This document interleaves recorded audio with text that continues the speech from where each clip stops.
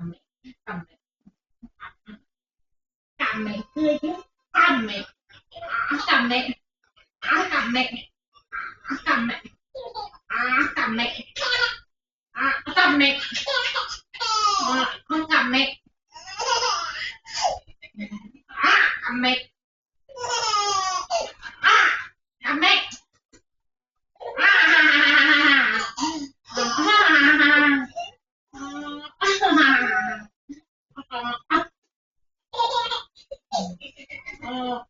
cầm mẹ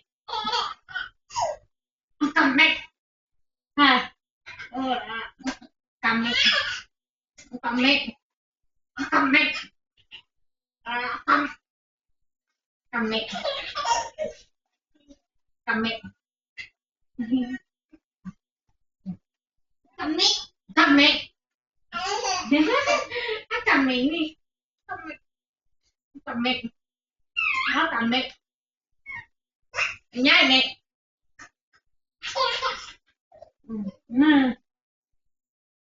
ao ao cầm mẹ mà hả